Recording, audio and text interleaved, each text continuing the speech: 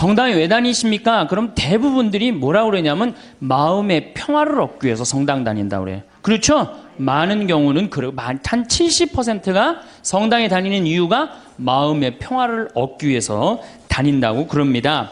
다시 말씀드려서 세상 살기 힘들고 어려우니까 전능하신 하느님 아버지한테 좀 기대서 부족하고 비천한 내가 이 세상살이 너무 힘들으니까 좀 성당에 앉아서 좀 평화를 좀 찾고자 성당에 온다고 그래요, 대부분이. 근데 이거는 완전히 틀린 답이죠. 성당에 마음의 평화를 얻기 위해 나온 거 아니죠. 그러니까 성당에 마음의 평화를 얻기 위해 나왔는데 다녀보니까 이게 아니야. 마음의 평화가 없어. 그러니까 속으로 이런 생각을 합니다. 속으로도 말하고 바깥으로도 이런 말을 합니다. 내가 생각했던 천주교는 이게 아닌데 왜 평화가 없을까? 신부님한테 실망하고 교우들한테 실망하고 자꾸 상처를 입는단 말이야. 평화를 찾으러 왔는데 평화가 깨지고 마음 안에 갈등만 생겨. 그러니까 성당을 안 나오는 거죠. 나는 성당에 왜 나오느냐? 마음의 평화를 얻기 위해 나온다. 이건 틀린 답이에요. 이건 깜깜한 밤에 등불 없이 가는 신앙생활하고 똑같은 거예요. 마음의 평화는 본질적인 신앙생활을 잘할 때 생기는 결과물이지 처음부터 마음의 평화가 있을 수는 없는 거예요.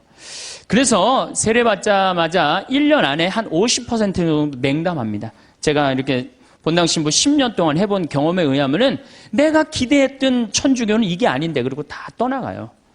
그러니까 처음부터 생각을 잘못하고 성당 나온 거죠. 예수님도 루카복음 12장 51절에 내가 세상에 평화를 주러 온 줄 아느냐? 아니다.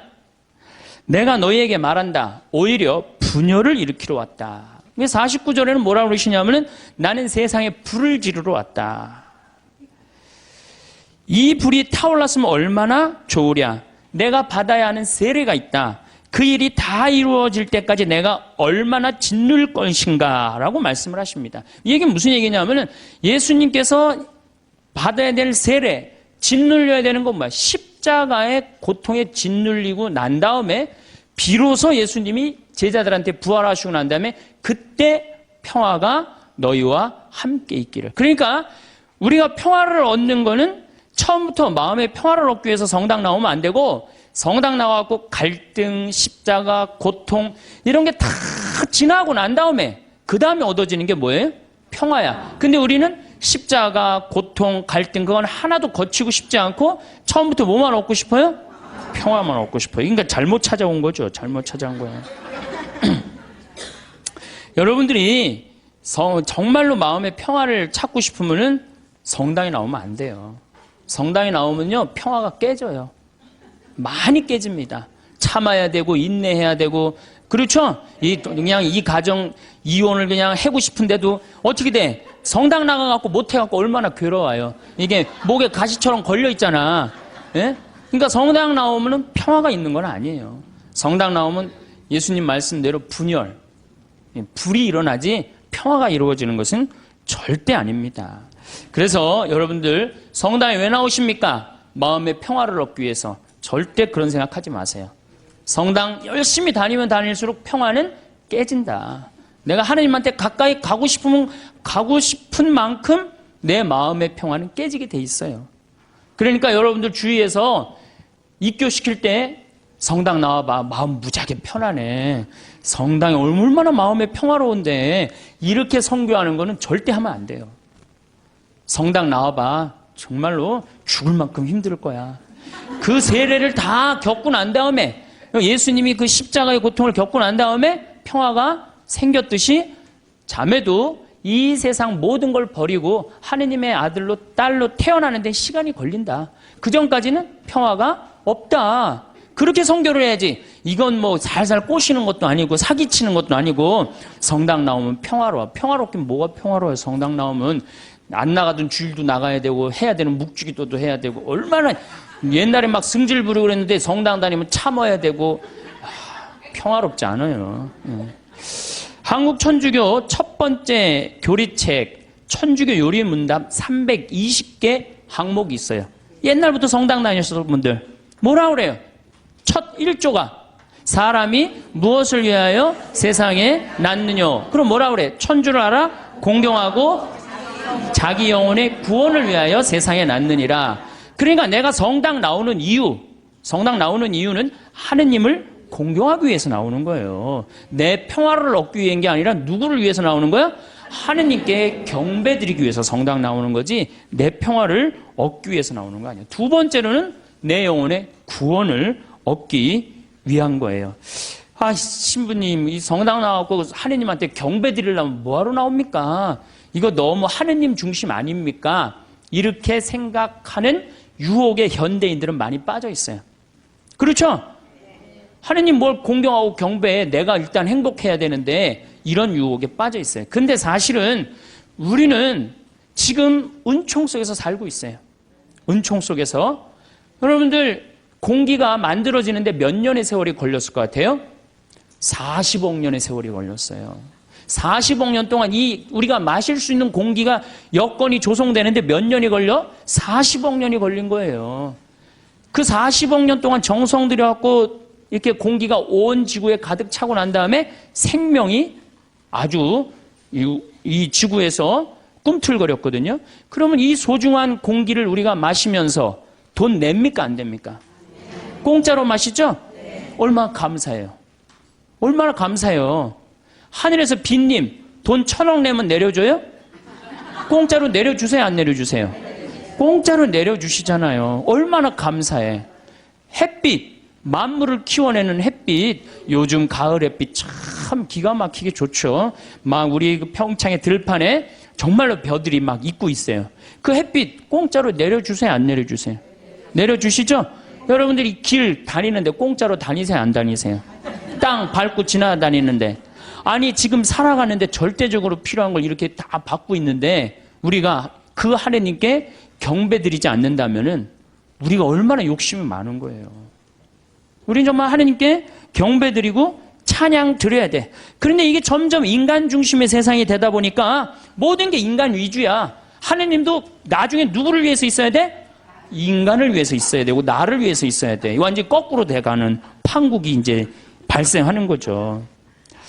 우리 인간이 받은 수많은 혜택에 대해서 감사와 찬양을 드리지 않는다면 지금 인간들이 저지르고 있는 전쟁, 폭력, 환경재앙은 이건 계속 될 거예요.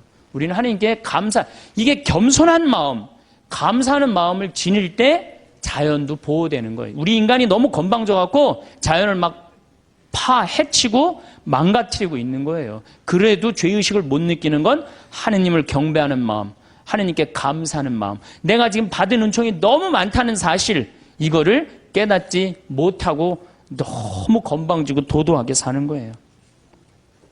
그런데 천주교 교우들이 하느님을 믿는 이유가 감사와 찬양을 드리기 위해 믿는 게 아니고 마음의 평화를 얻기 위해 믿는다면 결국 하느님도 내 마음의 평화를 위해서 있어 주어야 하는 존재로 전락하는 거예요.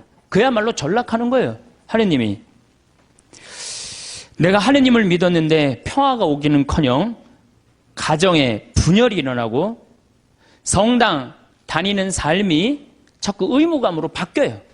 자꾸 의무감으로 바뀌어. 그래서 주일 미사도 이게 자꾸 걸려. 그냥 나가기 싫은데 억지로 나가는 경우가 있어요. 그렇죠? 여러분 그런 경우 많죠? 오늘은 너무 나가기 싫고 좀 집에서 쉬고 싶은데 주일 미사를 또 안 나가면 고해성사 봐야 되니까 이놈의 거. 그러니까 점점 평화가 깨지는 거지. 그리고 이 천주교는 내 마음의 평화를 얻기 위한 거니까 내가 하느님한테 뭘 감사드리고 찬양드리기보다는 어떻게 하느냐면 자꾸 달라고 그래요. 이걸 주시고 저걸 주시고 맨날 뭘 이렇게 달라고 그래. 뭘 달라고. 개신교 교우들은 모이면은요 심하다 싶을 정도로 하느님 얘기뿐이에요. 개신교. 그래서 그분들은 대종상 타면 제일 먼저 누구한테 감사드린다고 그래? 하나님한테 감사드린다고 그러죠. 그렇죠? 그리고 막 같이 메달 따고 그럼 다 같이 모여서 막 무릎 꿇고 기도해야 안 해요? 천주교 교우들 그런 거 봤어요? 나는 한 번도 들어본 적이 없어. 근데 이번에 김경화 선수가 탔고 동메달 따고 성호 거 때문에요. 특이한 천주교 교우예요. 방수현 선수 이후로 다시 탄생한 특이한 천주교 교우들이에요.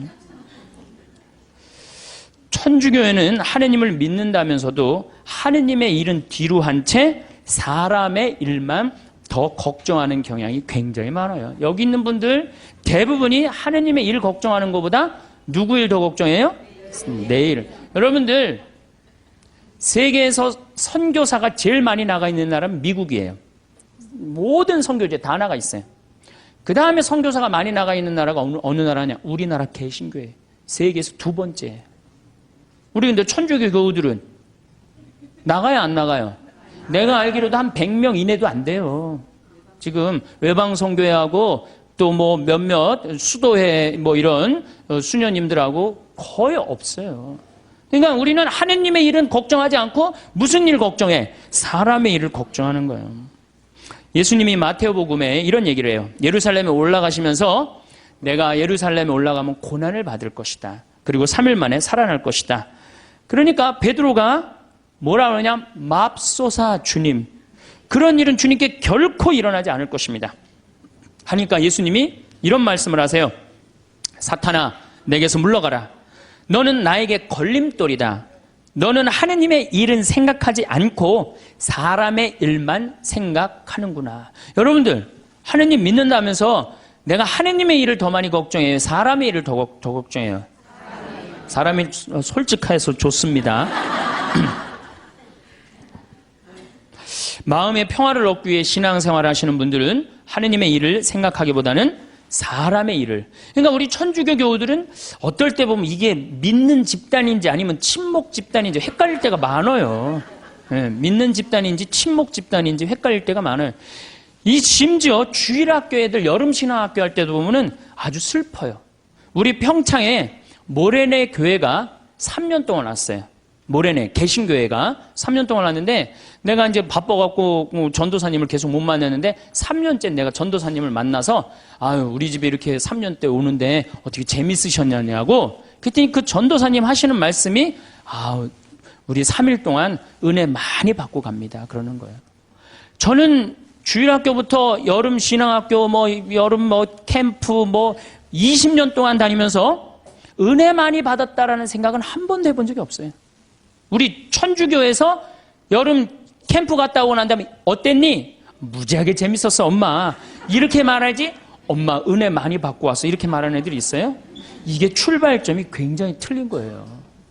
은혜 많이 받고 갔다는 거예요. 근데 우리 천주교는 재미야. 어느 정도로 재미를 추구하느냐면은 우리 생태마을에 그 주일 이제 지금은 그렇게 못하게 하는데 처음에 올 때는 본당 개인 프로그램을 하게 했어요. 오늘 주일학교 선생님 제일 먼저 찾는 게 무덤 어디 있냐는 거. 무덤. 우린 무덤이 굉장히 많거든요. 뒤에. 무덤 저기 뒤에 무지하게 많다고. 왜 그러느냐고 그러니까 귀신놀이 하려고 그런다는 거예요. 귀신놀이. 담력 테스트 한다는 거예요. 아니 하느님 믿는데 왜 담력 테스트가 필요해요?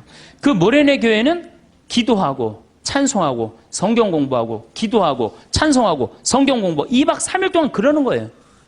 그러니까 은혜 많이 받고 갔다는 얘기가 나오지. 근데 우리는 담력 테스트, 그것도 귀신놀이. 아니 천주교 이름으로 여름 신앙학교 가갖고 귀신놀이 한다는 게 말이 돼요? 그러니까 애들이 6년 동안 귀신놀이를 하다 보니까 하느님하고 안 친하고 누구하고 친해? 귀신하고 친한 거야. 귀신하고. 그러니까 이게 귀신하고 너무 친하다 보니까 중학교 올라가면은 귀신하고 어깨동무하고 다 세상으로 나가는 거예요. 그래서 주일학교 1000명이면 중고등학교가 100명으로 줄어들어요. 900명은 귀신놀이를 너무 해갖고 하느님보다 귀신이 더 마음에 드는 거야. 귀신한테 꼬여갖고 나가는 거예요. 우리가 그 단순한 그거 하나만 하더라도 얼마나 하느님 얘기를 하지 않고 사느냐 그거 느낄 수 있어요. 캠프라는 것은 자연 안에서 텐트를 치고 노는 걸 캠프라고 그래요. 그런데 천주교의 여름에 가는 거 보세요. 신앙 캠프. 모든 단어를 캠프로 써요. 놀러 가겠다 이거예요. 신앙은 그냥 걸어 놓는 거고 진짜 목적은 뭐야? 놀겠다는 거예요. 놀겠다. 산간 신앙 학교 얼마나 좋아요. 근데 우린 꼭 캠프라고 그래. 우리 교구도 교구 홈페이지에 여름 캠프 이렇게 써 있어요. 그냥 놀자는 거지. 놀자는 거지. 내 마음에 평화만 있으면 돼. 성당 가갖고 하느님의 영광 이런 거 별로 중요하게 여기지 않는 거죠. 반대로 은혜 많이 받고 간다는 개신교는 감사, 찬양, 경배, 아멘, 할렐루야예요. 그래서 대부분 이 개신교 이렇게 제가 이렇게 방송 보면은 개신교 성도들은 기도할 때 어떻게 합니까? 손을 들고 눈을 하늘에 들고 해요. 그렇죠? 전부 다 손을 하늘을 향하잖아요. 천주교는 어디를 향하고 있어요? 땅바닥을 향하고 있어요. 평화방송 보면 천주교구들 다 어디 쳐다보고 있어? 땅바닥 쳐다보고 있는 거예요. 도대체 우리는 하느님이나 하늘에 관심이 없어요. 하느님이나 하늘에 관심이 없어요. 개신교 목사님들 설교하는 내용 들어보면요. 찬양, 영광, 감사, 알렐루야, 아멘이. 찬양에는 흥분과 기쁨이 있습니다. 그래서 저기 목사님들 예배 드릴 때 보면은 하느님 아버지께 감사한다 그러고 찬양 드리고 그러느냐고 흥분하잖아요. 막 어떻게 몸을 주체를 못하면서 흥분하는 목사님들도 있잖아요. 천주교 신부님들 평화방송에서 미사하는 거 한번 보세요.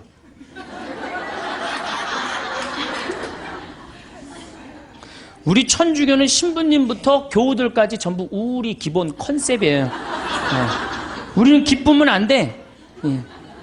그래서 가톨릭 전례를 보면 전부 다 무거워요. 무겁고 우울하고.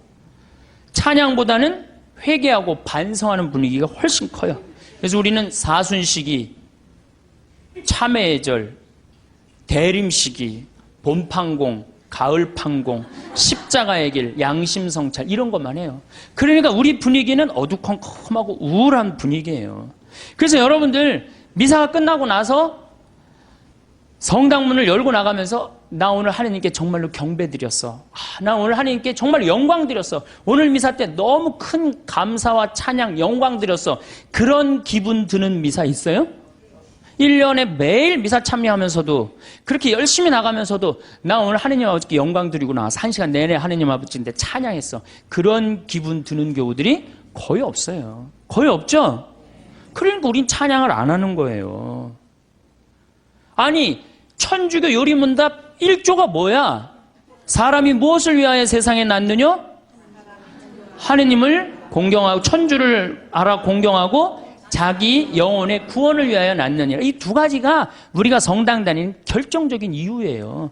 성당 마음의 평화를 얻기 위해서 마음의 평화는 성당 나오면 더 깨지게 돼 있어요. 내가 성당 나오는 결정적인 이유는 뭐야? 하느님께 경배하기 위해서 나오는 거예요. 경배하기 위해서. 또 나의 영혼의 구원을 위해서 나오는 거예요. 이 두 가지를 하지 않으면 우리는 신앙의 목적에서 벗어나는 거예요. 신앙의 목적에서. 예수님의 삶을 보면 늘 경배와 감사와 찬양이 기본입니다. 예수님도 산상설교 중 마태복음 8장에 보면은 너희의 착한 행실을 보고 하늘에 계신 너희 아버지를 찬양하게 하라. 그러니까 우리가 착한 일도 누구의 영광을 드러내기 위해서 착한 일을 하는 거야? 하느님의 영광을 드러내기 위해서 착한 일을 심하다 싶을 정도로 예수님은 찬양에 중점을 두십니다. 마태복음 11장 25절 아버지 하늘과 땅의 주님 지혜롭다는 자들과 슬기롭다는 자들에게는 이것을 감추시고 철부지들에게는 드러내 보이시니 아버지께 감사드립니다. 그러니까 예수님도 입만 열면 뭐야? 감사야. 입만 열면. 근데 우리는 입만 열면 뭘 그렇게 달라고 그래. 이미 다 주셨는데. 5,000명을 먹이실 때도 예수님은 찬미의 기도를 잊지 않으십니다. 마태복음 14장에 보면은 군중에게 풀밭에 자리를 잡으라고 지시하셨다. 그리고 빵 5개와 물고기 2마리를 손에 들고 하늘을 우러러 찬미를 드리신 다음 빵을 떼어 제자들에게 주시니 제자들이 그것을 군중에게 나누어 주었다. 어떻게? 하늘을 우러러 찬미 드렸다 그래. 여러분들 밥 먹을 때 우리 어떻게 해야 돼? 정말로 하느님 아버지 이 밥 먹게 해주셔서 감사합니다. 지금 밥 못 먹는 사람이 지구에 30억이야 30억. 근데 우리는 얼마나 감사하게 먹어요. 그런데 이렇게 감사한 밥 먹으면서 성호 국국 먹어요? 바깥에 나가갖고 일반 식당에 나가서? 여기는 어느 학교야? 성가정, 영성, 성숙 여기 학교 학생들은 내가 보니까 대단한 것 같아. 저는요 제가 이렇게 성호 국국 밥 먹잖아요. 한 번은 그런 적이 있어요. 신학생 때 성호를 굽고 밥을 먹는데 앞에 있는 남자야. 아마 성당 열심히 다녔던 모양이야. 아이 새파란 놈이 성호를 굽고 밥 먹으니까 너무너무 미안했는지 자기 허벅지에다가 성호를 굽고 밥을 먹더라고요. 허벅지에다. 그러니까 우리는 찬양 드리고 경배 드리는 그런 신앙의 분위기는 자기가 하느님 얘기를 스스로 합니다. 왜냐하면 하느님께 찬양 드리고 경배 드리는 게 얼마나 신나요. 근데 우리는 천주교는 무슨 이순신 장군 후예야? 내가 죽었다는 걸 적에게 절대 알리지 말아라. 이거하고 똑같은 얘기를 해. 내가 천주교 신자라는 걸 절대 남에게 알리면 안 된다. 그래서 성호도 거요 안 거요? 안 거요 안 거. 밥 먹어요. 여기 계신 분들은 긋고.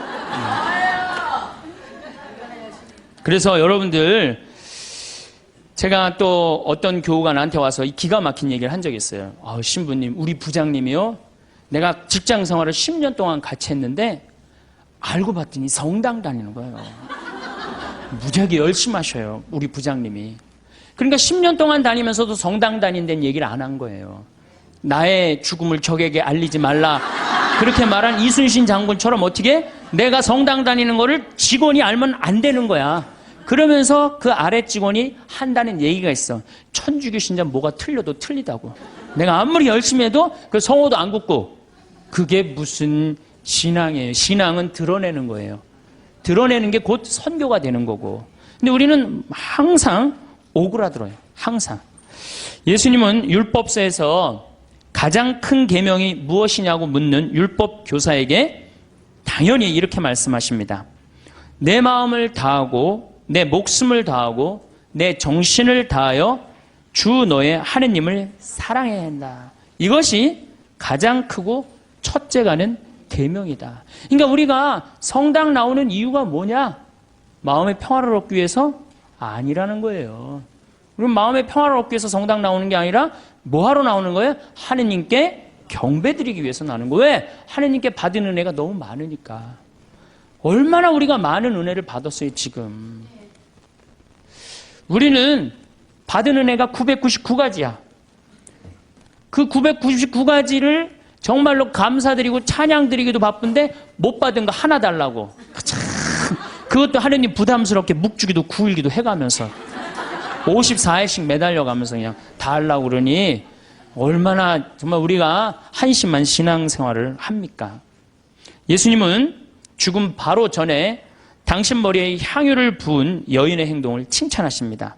어떤 여자가 매우 값진 향유가 된 옥합을 가지고 다가와 식탁에 앉아 계시는 그분 머리에 향유를 부었다. 제자들이 보고 불쾌하며 말하였다. 왜 이렇게 허투루 쓰는가? 저것을 비싸게 팔아 가난한 이들에게 나누어 줄 수도 있을 터인데. 근데 예수님은 이 여인의 행동을 말리지 않습니다. 놔둬라. 이 여인의 오늘 이 행위는 세상 복음 전해지는 끝까지 복음과 함께 전해질 것이다. 그 향유가 200데나리온, 200데나리온. 한 데나리온이 하루 일당이에요. 우리나라 돈으로 이제 하루 일당 한 5만 원으로 따진다면 얼마야? 1,000만 원어치 쏟아부은 거예요. 예수님 머리에 1,000만 원어치 쏟아부은 거예요. 그러면은 우리가 봐도 심하다 싶을죠? 그러니까 제자들이 왜 이렇게 허투루 쓰냐? 이거 가난한 사람한테 나누어 줄 수도 있는데. 그런데 정작 예수님이 거절하십니까? 안 거절하십니까? 거절하지 않으세요. 우리가 하느님께 바치는 건 최고여야 돼. 끄트머리가 아니고. 그래서 아닌 말로 교무금도 우리가 미루다 11월 달 그것도 성탄절날 그냥 그날 내는 분들도 많아요. 그러니까 우리가 하느님께 맨 뒤로 가고 세상 일이 제일 먼저가 되는 거예요. 우선 내 문제 해결하고 난 다음에 그 다음에 하느님은 나중에 봐도 되니까. 하느님께 첫 번째 첩배, 맛배를 드려야 되는데 우리는 항상 맨 끝에 일단 내 마음의 평화가 더 중요한 거예요. 내가 마음이 평화로우면 그때, 많이 평화로우면 그때 내고, 그때 안 평화로우면 안 내. 안 내도 되는 거예요. 성찬례를 봐도 예수님은 하느님께 얼마나 애절하게 감사 기도를 드렸는지 알 수 있습니다. 스스로 원하신 순환이 다가오자 예수께서는 빵을 들고 감사를 드리신다. 항상 감사하는 거 잊지 않으셨어요. 찬양하는 거 잊지 않으셨어요. 쪼개어 제자들에게 주시며 말씀하셨다. 또 이어 잔을 들어 다시 감사를 드리신 다음 제자들에게 말씀하셨다. 그러니까 예수님도 입만 열면 뭐 하셨어요? 감사하고 찬양했단 말이야. 근데 우리도 어떻게 해야 돼? 입만 열면 어떻게 해야 돼? 감사하고 찬양해야 되는데 사실은 그런 신앙생활을 하기란 우리가 방향을 잘못 잡았기 때문에 별로 없어요. 요즘 조금 분위기가 그래도 천주교가 감사, 찬양의 분위기가 그래도 조금 살아나요. 요즘 천주교가. 그래서 요즘 그런 면에서는 제가 정말 우리 천주교가 제대로 가고 있구나 그런 생각이 듭니다. 저는 우리가 얼마나 많은 은혜를 받았느냐 하면은 여러분들 지금 눈 두 개 여기 계신 분들만 제가 눈 두 개 달려있는 거 감사해 안 감사해? 걔는 하얀색하고 까만색밖에 못 봐요. 걔는. 근데 우리는 눈 두 개가 달려갖고 총천연색 다 보잖아요. 그렇죠? 실록도 보고 도봉산도 보고 얼마 파란 하늘도 보고 안개도 보고 이게 얼마나 감사한 일이야. 또 다리 두 개 달려갖고 인천에서 의정부에서 수원에서 명동까지 걸어왔잖아요. 얼마나 감사해요. 다리 두 개 내가 걸어 다닐 수 있다는 게. 나무는 한 번 심겨지면은 옮겨갈 수 있어요 없어요? 옮겨갈 수가 없어요. 근데 우리는 두 다리 두 눈으로 온 데 다 다니고 얼마나 감사해. 뭘 또 더 바란다고 맨날 이렇게 달라고 그래요. 이미 하느님이 다 주셨는데. 하느님이 다 주셨어요. 그러니까 사실 우리는 매일 감사하고 매일 찬양 드려도 우린 부족해요. 내가 숨 쉬는 거 5분만 안 쉬어도 살아요 죽어요? 죽어요. 그런데 이 온 세상에 하느님의 기운이 꽉 차 있어. 하느님의 생명이 꽉 차 있어. 그걸 내가 지금 마시고 사는데 얼마나 은혜롭고 얼마나 감사해요. 그러니까 우리는 입만 열면 뭐 해야 돼? 제가 다른 기도는 못해도 그 기도 하나는 기가 막혀요. 감사기도. 아침에 일어나갖고 평창에 그 산에 쫙 운무, 그러니까 이 물안개가 쫙 얼마나 아름다워. 하느님 너무너무 감사합니다. 공기가요 정말로 달아요. 달아. 그냥 공기가 쫙 하면 하느님 너무너무 감사합니다. 또 밤에 어제도 밤에 빗님이 쫙 오시고 난 다음에 하늘이 맑아갖고 별이 딱 떴는데요. 얼마나 예쁜지 거기는 제가 이제 사무실에서 나는 토담집에서 사는데 토담집으로 내려올 때 내 다리도 안 보여. 깜깜해갖고. 내 다리도 안 보여요. 얼마나 깜깜한지. 근데 하늘의 별이 얼마나 영롱한지 몰라요. 요즘 목성이 얼마나 반짝반짝 거리는지 몰라요. 그 목성을 보고 얼마나 감사해요. 그러니까 저는 매일 감사해요. 그 기도 하나 내가 확실하게 해요. 그래서 저도 입만 열면 하루에 한 5번씩 감사하다고 그래요. 감사합니다. 특별히 맛있는 거. 우리 밭에서 그냥 다 뜯어 먹거든요. 가지, 오이, 토마토, 상추, 치커리, 그 다음에 이제 무 나오면 그 먹으면 얼마나 맛있어요. 감사해요. 바랄 게 뭐 있어. 그냥 이렇게 삼시세끼 먹고 이 아름다운 데서 살면 됐지. 얼마나 감사해요. 그러니까 우리는 입만 열면 뭐 하면 돼? 감사하면 돼.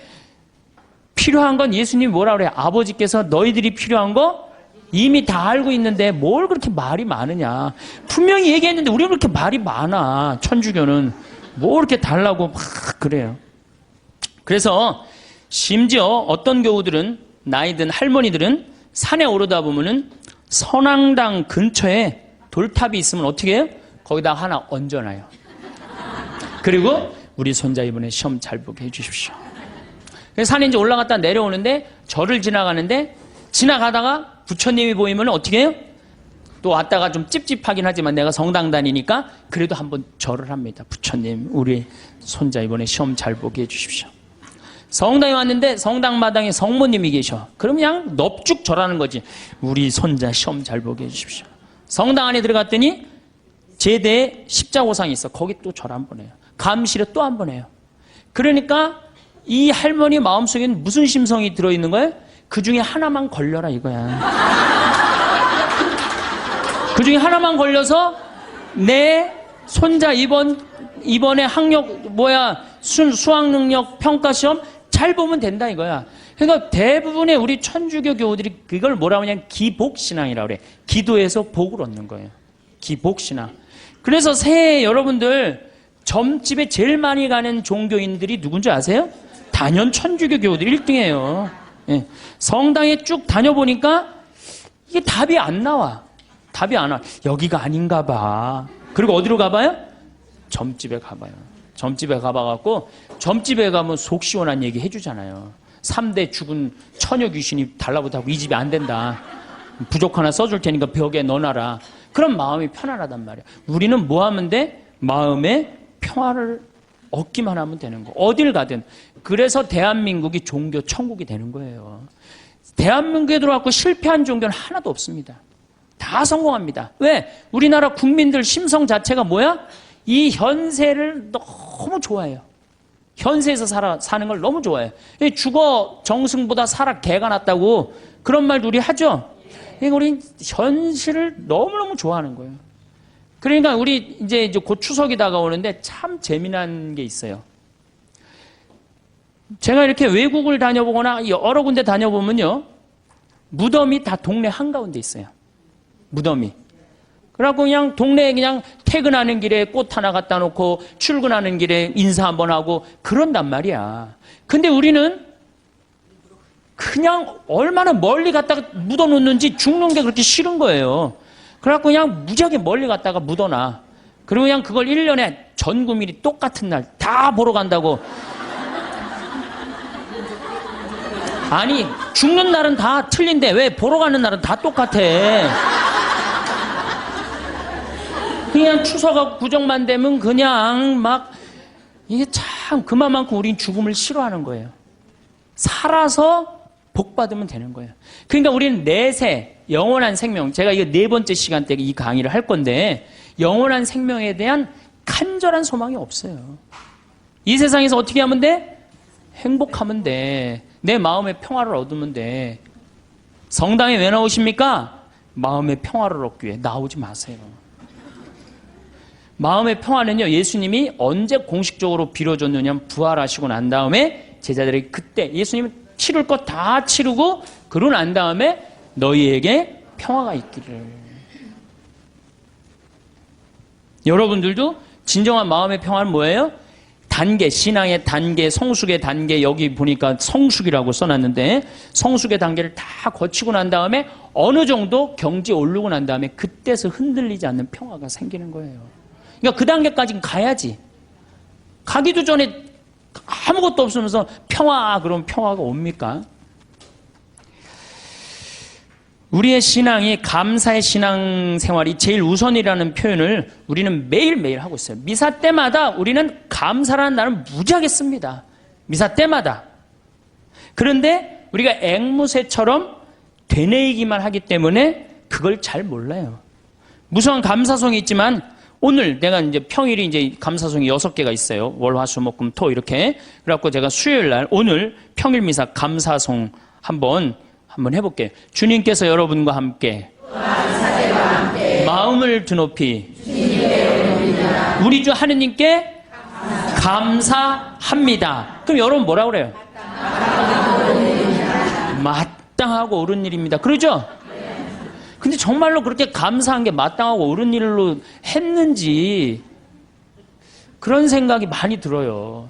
아니 그러니까 우리 천주교 교우들이 어느 정도냐면은 기도원도 여기도 다녀보고 저기도 다녀보고 하여튼 먹히는 데 한번 가봐요. 여기저기.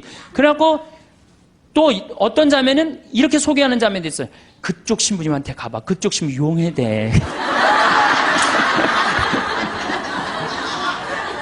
용한 신부님 찾아가는 거죠.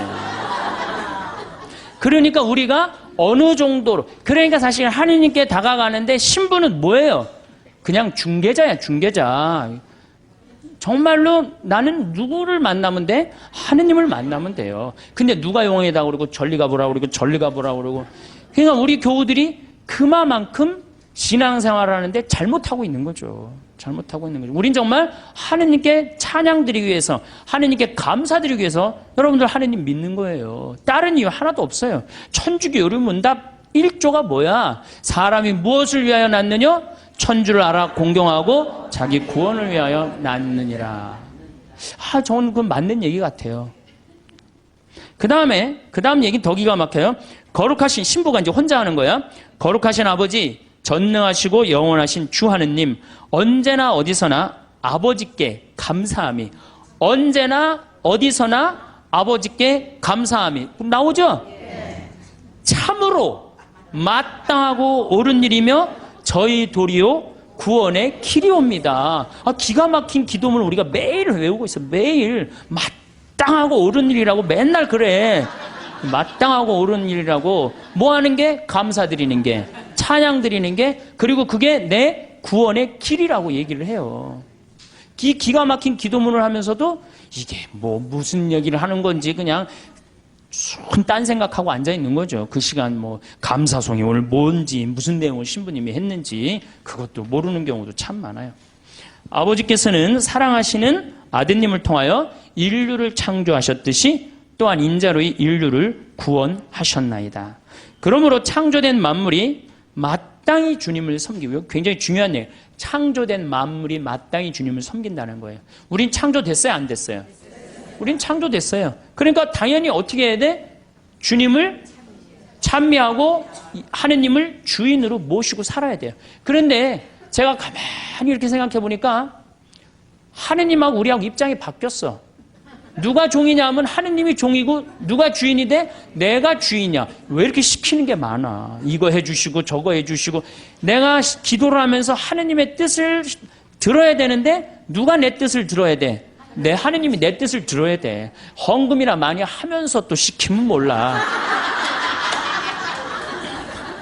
딸랑 1,000원 해갖고 그냥 300원어치는 우리 아이 이번에 시험 잘 보게 해주시고 300원어치는 우리 아파트값 뛰게 해주고 나머지 400원어치는 우리 남편 절대 직장에서 안 떨어지게 해주시옵소서 하고 1,000원 딱 낸단 말이야. 아니 많이 하면서 시키면 또 다행인데 딸랑 1,000원 내면서 왜 이렇게 시키는 게 많아요. 그러니까 하느님하고 나하고 입장이 바뀐 거예요. 그리고 이제 하느님이 안 들어주면 열받아요, 안 받아요? 열받아. 아니, 하느님이 정말 있는 거야, 없는 거야? 왜 이렇게 내 청을 안 들어줘? 내가 9일 기도까지 했구만. 54일 동안이나 했는데 왜 안 들어줘? 여기가 아닌가 봐. 천군보살한테 한번 가봐야 되겠다. 천군보살한테 가볼. 거기 가서 또 안 되면 또 어떻게 해? 또 성당에 나타나. 그래서 성당에 주기적으로 나타나는 사람들이 있어요. 주기적으로. 지속적으로 나타나야 되는데 주기적으로 나타나요. 주기적으로. 구원된 모든 사람이 다 함께 주님을 찬송하며 성인들도 한 마음으로 찬미하오니 저희들도 천사들과 함께 주님을 찬양하며 언제나 기뻐 노래하나이다. 이렇게 우리가 미사 처음부터 끝까지 다 이래요. 모든 기도문이. 근데 이제 이 미사를 이게 또 이제 바뀌어야 돼요. 이 미사가 신부님들의 원맨쇼로 끝나는 경우가 너무 많아. 여러분들 구경하는 경우고. 그렇죠? 네, 다음 시간에 내가 얘기하겠지만 굿을 한번 보세요. 굿 원맨쇼를 합니까? 다 삥 둘러갖고 중간에 막 이것도 빌고 뭐 돈도 꽂아놓고 쌀도 뿌리라고 그러면 뿌리고 시키는 거 다 하잖아요. 참여를 한단 말이야. 근데 우리는 거의 참여하는 게 없어요. 그냥 뭐 몇 마디 주고받는 거 주님께서 여러분 또 한 사조와 함께 이거 계속 한 3번 4번 하는 거 외에는 거의 교우들이 하는 게 없어요. 그러니까 당연히 미사가 이렇게 빨려 들어가지를 못하는 거죠. 미사에. 그러니까 죽어있는 전례에 우리가 10년 동안 20년 동안 그냥 죽어서 왔다 갔다 하는 거예요. 그래도 계속 오는 거 보면 신기하죠. 나는 기적이라고 생각해요. 저분들이 도대체 무슨 생각으로 이렇게 계속 오고 있을까? 나는 그거는 성체성사 때문이라고 생각해요. 성체성사. 내가 예수님이 내 몸 안에 살기 때문에 내가 오는 게 아니야. 미사 참여 여러분이 가는 거 아니야. 내 안에 사는 예수님이 그냥 끌고 가는 거지. 여러분들은 몸만 빌려주는 거, 몸만 빌려주는 거, 몸만. 정말로 성체 은혜 때문에 천주교가 사는 거예요. 얼마나 좋은 성사예요. 거기에 의미까지 더한다면 우린 정말로 행복한 신앙생활을 할 수 있을 텐데. 그러니까 우리가 이제 뭐라고 그래? 신부가 이렇게 하면 여러분들은 뭐라고 그래? 거룩하시도다, 거룩하시도다, 거룩하시도다. 온 누리의 주 하느님, 하늘과 땅에 가득 찬 그 영광. 하늘과 땅에 가득 찼다고 아까 제가 얘기했죠? 공기 마시는 것 자체가 뭐야? 은총 속에서 사는 거야. 하늘과 하느님의 기운이 있지 않으면요, 이 인류, 우주, 이거 생명이 움틀 수가 없어요. 가끔 이런 분이 있어요. 내가 하느님을 믿느니 주먹을 믿겠다. 이런 분들이 있어요. 그럼 제가 제가 그런 글도 썼는데 주먹을 믿겠다고? 주먹이 공기 만들어내는데 무슨 일을 했는데, 주먹이 하늘에 빗님 내리는데 무슨 일을 했는데, 주먹이 태양빛 만들어내는데 무슨 일을 했는데, 그렇게 주먹이 좋으면은 주먹하고 저 화성에 가서 살아라. 영하 200도 되는 데 가서 살아라. 주먹이 다 해줄 테니까. 우리 인간이요, 너무 교만해 있어요, 지금. 과학이 발달해갖고 인간이 최고인 줄 알고 착각하고 있어요. 우리는 한순간도 하느님의 은총이 없으면 우리는 한순간도 못 살아요. 그래서 여기 뭐라 그래? 온 누리의 주 하느님, 하늘과 땅에 가득 찬 그 영광. 이렇게 노래를 했잖아. 높은 데서 호산나. 주님의 이름으로 오시는 분 찬미 받으소서. 듣고 보니까 찬미라는 말을 무지하게 많이 하죠? 우리가. 그런데도 우리가 죽어있는 전례에 참여를 하다 보니까 정말로 찬미하는 기분, 찬양하는 그런 기분이 안 들어요. 그러면은 도대체 어떻게 하느님께 경배 드려야 되느냐? 이거는 춤을 춰야 돼, 하느님 앞에서. 우리가 하느님께 춤을 춰드려야지 경배하는 거예요. 근데 우리 춤 춰요, 안 춰요? 아까 보니까 막 추대 보니까. 근데 미사 때 춤 춰요, 안 춰요? 우리 주 전례는 미사예요. 미사 때 춤 안 추죠. 그렇죠? 하나님 기쁘게 해드리지 않는 거예요. 성가 잘해요, 못해요? 솔직히 성가, 내가 다음 시간에 이제 성가 얘기하겠지만은 성가, 이거 장송곡 안 되면 다행이에요. 요즘 또 이제 순교자 성월이라 또 이제 더 청승을 떨면서 더 부르지. 그 다음에 시편. 여러분들 시편 외우는 거 내가 답답할 때 한두 개 정도 탁 나오는 시편 있을까요? 우리 천주교교들. 그래. 여긴 성숙 학교라 확실히 많이 틀린 것 같아. 정말 우리 시편도 제대로 외우는 거 없어요. 시편도. 그럼 그림이라도 하느님을 참 믿으려야 되는데 그나마 천주교가 제일 잘하는 게 이 그림이에요. 살아온 날들을 조용히 펼쳐봅니다. 마치 오래된 앨범을 넘기듯 기억의 페이지들을 한 장 한 장 넘겨봅니다. 그 안에는 햇살처럼 눈부셨던 날들도 있고 폭풍우처럼 쉬었던 밤들도 있습니다. 수많은 만남과 헤어짐, 기쁨과 슬픔이 켜켜이 쌓여 지금의 우리를 만들었습니다. 이제 황혼의 문턱에서 가만히 숨을 고르며 우리 마음이 진정으로 원하는 것이 무엇인지 스스로에게 물어봅니다. 많은 이들이 마음의 평화라고 답할 것입니다. 시끄러운 세상의 소음에서 벗어나 내 안의 작은 방에 고요히 머물고 싶은 마음입니다. 평생을 분주하게 일한 일꾼이 저녁이 되어 안락의자에 깊이 몸을 기대는 것과 같습니다. 그동안 짊어졌던 무거운 짐들, 마음속에 응어리진 상처들을 내려놓고 아무런 방해도 없는 평온을 누리고 싶어 합니다. 그래서 우리는 성당으로, 교회로, 혹은 안온한 법당으로 발걸음을 옮기는 것인지도 모릅니다. 그곳의 엄숙하고 경건한 분위기 속에 내 복잡한 마음을 잠시 맡겨두고 싶기 때문입니다. 그곳에 가면 내 지친 영혼이 쉴 수 있는 작은 틈을 찾을 수 있으리라는 기대를 품고서 말입니다. 그런데 이상한 일입니다. 그토록 원하던 평화를 찾아 나선 길 위에서 우리는 종종 더 큰 마음의 폭풍우를 만나기도 합니다. 평화를 얻기는커녕 오히려 없던 갈등이 생기고 사람에게 상처받고 이해할 수 없는 일들 앞에서 속을 끓이기도 합니다. 또한 마음 한구석의 돌덩이처럼 자리 잡은 오랜 미움이나 깊은 후회가 우리의 발목을 잡습니다. 용서하지 못한 사람, 용서받지 못한 내 자신의 모습이 기도의 길을 가로막습니다. 마음밭이 이처럼 단단한 돌들로 가득 차 있으니 평화의 씨앗이 뿌리내릴 자리가 없습니다. 심지어 신의 존재에 대해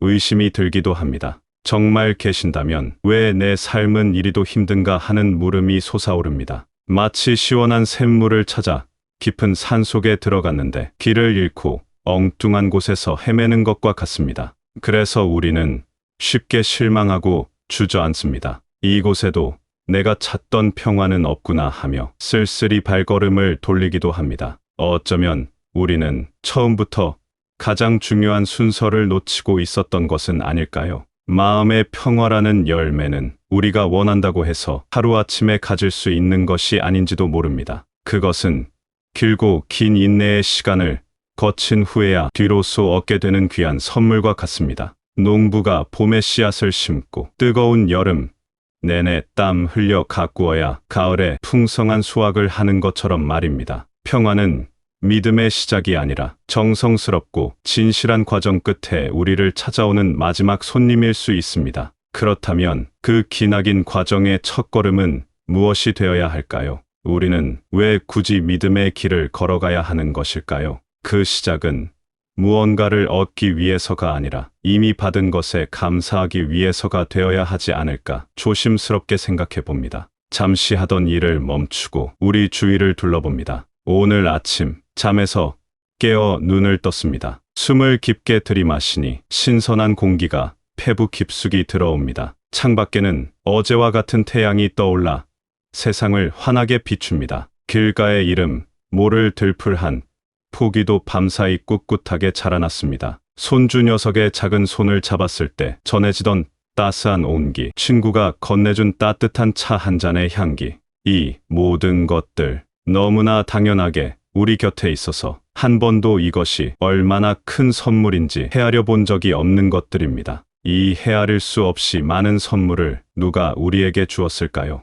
우리는 단 한 푼의 돈도 내지 않고 이 모든 것을 매일 누리며 살아갑니다. 이 거대하고 조용한 사랑 앞에서 우리가 할 수 있는 일은 무엇일까요? 그저 겸손히 고개를 숙여 고맙습니다 하고 마음을 전하는 것. 이 진솔한 감사의 고백이야말로 메마른 우리 영혼에 샘물이 솟아나게 하는 믿음의 첫 씨앗이 아닐까 합니다. 하지만 우리는 감사하기보다 요구하는 데 더 익숙합니다. 우리 마음은 늘 무언가 부족하다고 아우성칩니다. 그래서 두 손을 모을 때마다 끊임없이 무언가를 달라고 간청합니다. 건강을 주십시오. 재물을 주십시오. 자식들 앞길을 열어주십시오. 물론 사랑하는 이들을 위한 간절한 바람은 소중한 기도입니다. 하지만 우리의 기도가 온통 주십시오로만 채워져 있다면 그 관계는 조금 위태로워 보입니다. 어린 자녀를 한번 생각해 봅니다.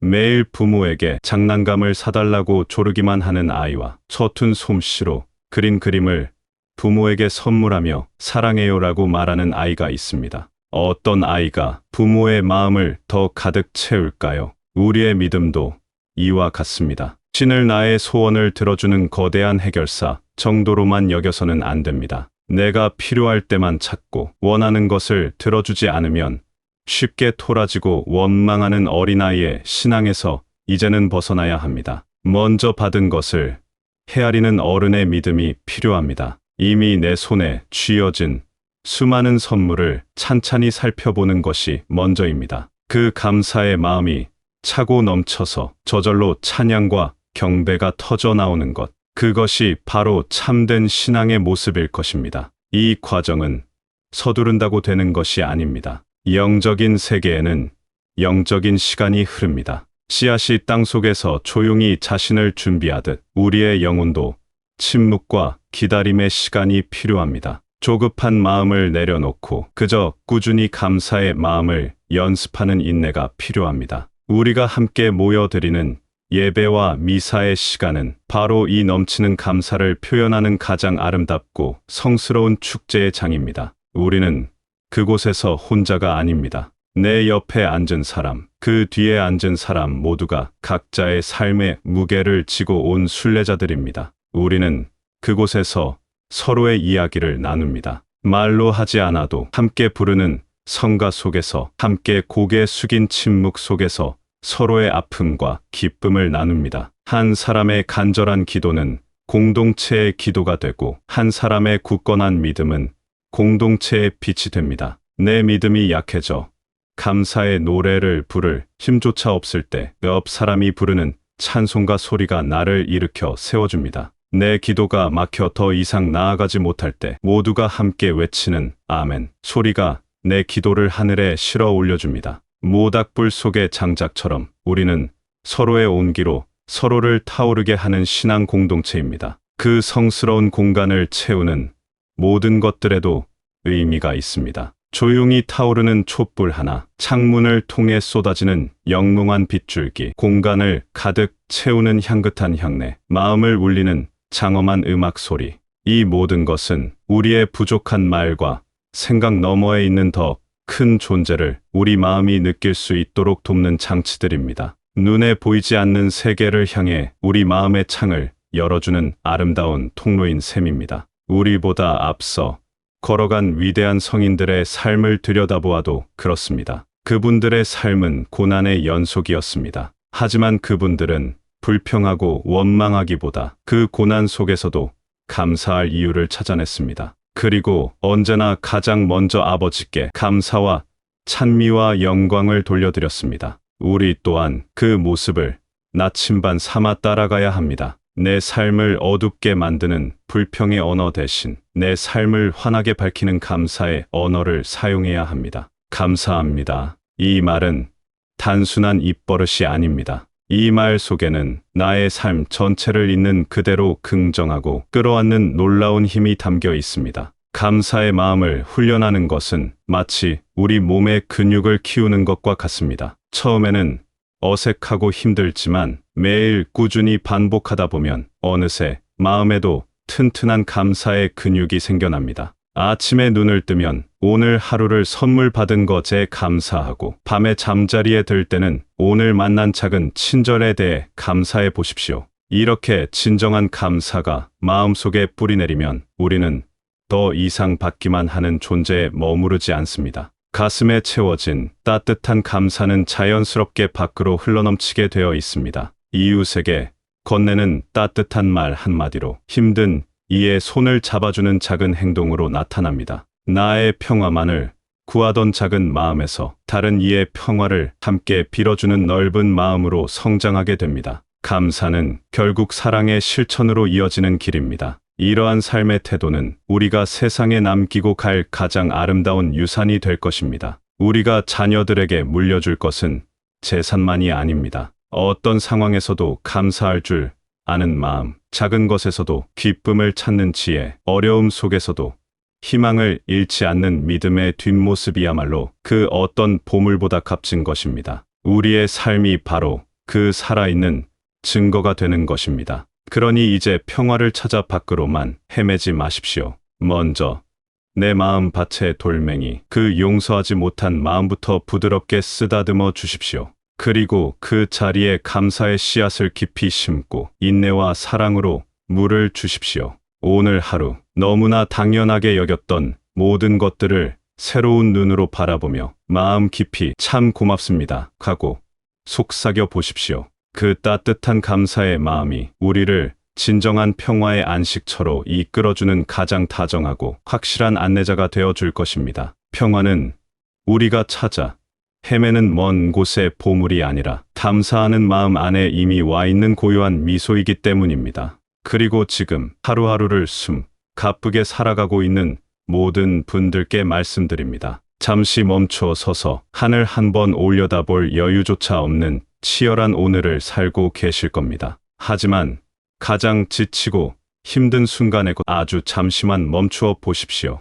따뜻한 커피 한 모금에 창문으로 스며드는 햇살 한 줄기에 잠시 고맙다고 속삭이는 그 찰나의 순간이 우리를 다시 일으켜 세우는 작은 기적이 될 수 있습니다. 당신은 결코 혼자가 아니며 이미 충분히 잘하고 있습니다. 당신의 고단한 걸음걸음 속에 보이지 않는 따스한 축복이 늘 함께하기를 진심으로 바랍니다.